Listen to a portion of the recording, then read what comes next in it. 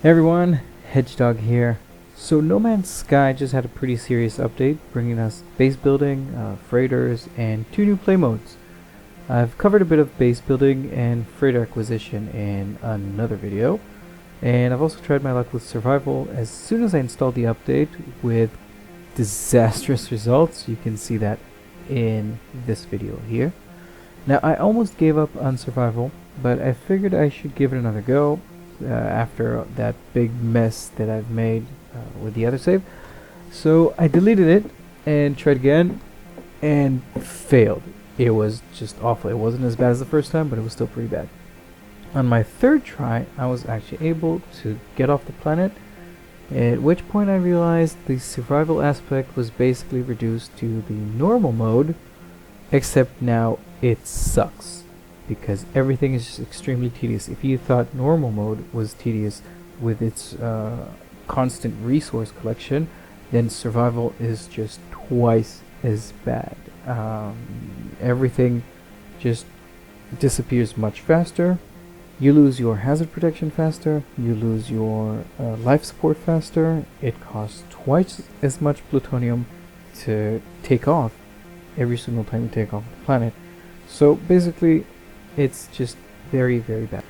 So I consider winning survival when you actually get off the planet, because as soon as you get off the planet, you can get off to the space station, and once you're at the space station, you're free. You can get all the supplies you need.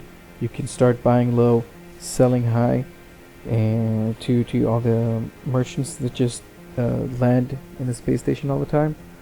And you can get the hazard protection that you need when it comes to power reservoirs and shielding shards. So basically, you can get everything you need at the space station for a cost. All of that just reduces the survival aspect significantly and just makes it very, very tedious. But actually getting off the planet is significantly more difficult than you might think. So I'm going to give you the tips you need. I'll help you understand the mechanics, the underlying mechanics of the game that will help you survive survival. So let's start a brand new game, and I'll give you all the necessities. I'm just going to delete this one, and we're going to start a brand new one. Okay, so all the planets I've started on sucked. This one sucked as well. It's freezing cold, and it's the daylight now, so it's not going to get better at night. This is just what's happened to me every single time. So all the planets require significant hazard protection. It's going to play a major role in this survival aspect. I already see Thamium 9, so that's great. Talk about that in a few seconds. Just let this play through this startup sequence. Just finish by itself. Multi-tool inlining laser attachment operational. Some platinum here, that's good. User initialization sequence complete. Great. Snow, low security, that's good. Lots and lots of trees, that's going to be very important. Okay, let's get this platinum real quick. Let's grab Thamium 9 I saw here. Great. And okay, let's get into shelter right away. Temperature levels stabilizing. Okay, so let's talk about winning. What do you need to do? Right, so the first thing, the most important thing, like I said, the only thing actually, is getting off this hellhole of a planet you crash landed on. Right? So what we need for that is to repair our ship. We need the launch thruster, and we need the pulse engine. Right? So we need 500 iron for the launch thrusters and the pulse engine. Alright, that's I need a total of 11 carite sheets. I already have one. So each one of them is 50 iron. Okay, there you go, 50 iron. So we need 500 iron. That's going to be pretty easy. We need 320 iridium. That's quite a bit, but it's actually not so bad, because as soon as you find a single deposit, you got what you need. So it doesn't matter if it's 200 like in the normal mode, or 320 here. You just need to find a single deposit and you're good. 32 zinc, that's actually a little annoying to find. Zinc is relatively rare, but again, it's just a plant that's just wandering around. We need our scanner, so we'll be able to find it, but that's about it. And that's it. We need to actually get to our ship in order to get off, right? So those are all the things we need. So the distance we need to get to our ship is a little varied. Let's see how much it's here. 7:53. That's not bad, actually. That's pretty good. I've had distances of about 8 minutes like here. I've also had about 15 minutes. So I guess it's pretty much going to be around 10 minutes for everyone. And it's actually not so much of an issue because you do need to collect resources along the way.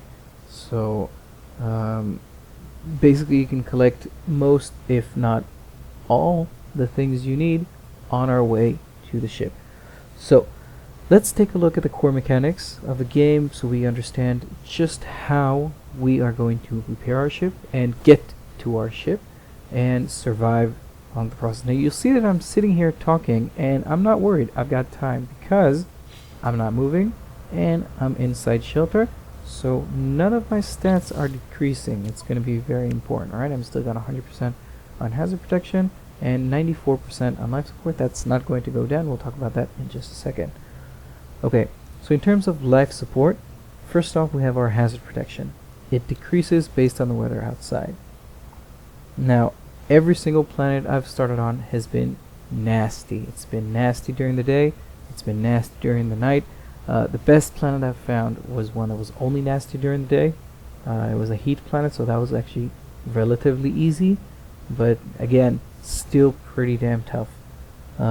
This means that we're going to need to repair our hazard protection all the time. Now, hazard protection goes up when you're inside shelter, which is a building or a cave, and if you don't have a place to stand and just wait it out, you need to use either a shielding shard that we can make right here, so we need 50 iron and 20 platinum for it, or you can just use zinc or titanium, right, just like it says in the tooltip.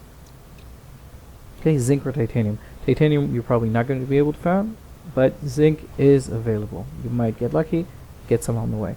So what you need to do is make sure you get at least one shielding shard available on you at all times.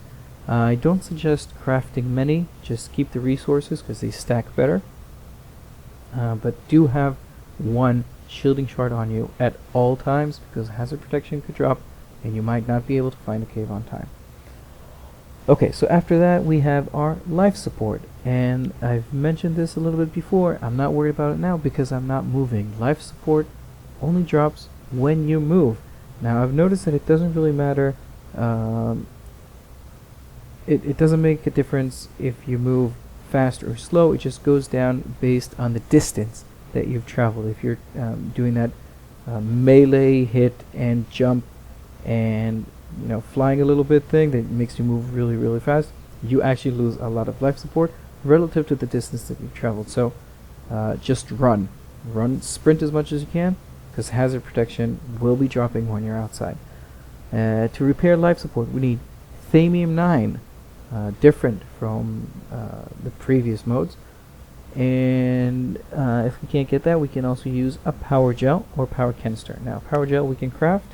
It costs 50 plutonium and 100 carbon, both of which are relatively easy to find. So again, just like the shielding shard before for hazard protection, you'd want to be walking around with a power gel at all times to make sure you don't lose your life support.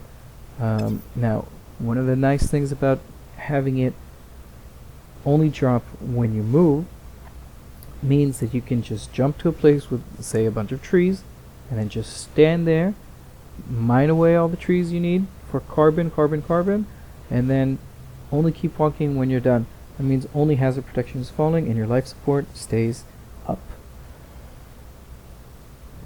Okay, so last thing we have here is our shield. Now the shield sucks. It's terrible. It's very, very bad. I cannot stress this enough.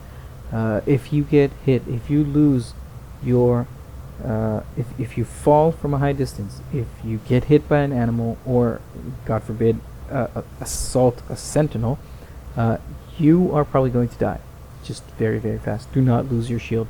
If you lose your hazard protection, your shield drops in about 30 seconds, and it does not go up, and you lose a life every 10 seconds until you die. And you will probably die. If you lose your shield, you're probably dead. So, make sure you do not lose your hazard protection. You do not lose your life support. You don't fall off cliffs. You don't get hit by aggressive animals. If you see that aggressive animal sign, you run. You get the hell out of there. And don't piss the sentinels off. If you piss the sentinels off, you're gonna have a bad time. Okay, so 2 more very subtle, not very subtle, but important differences from normal and survival. If you die, there's no gravestone. So you will lose everything you had. If you die on the surface, you lose the content of your exosuit. If you die in space, you lose the content of your ship. So do your best not to die. And I've mentioned this before, but the landing thrusters take twice as much plutonium as they do in normal mode. This means you need significantly more resources to move around. It's just super annoying.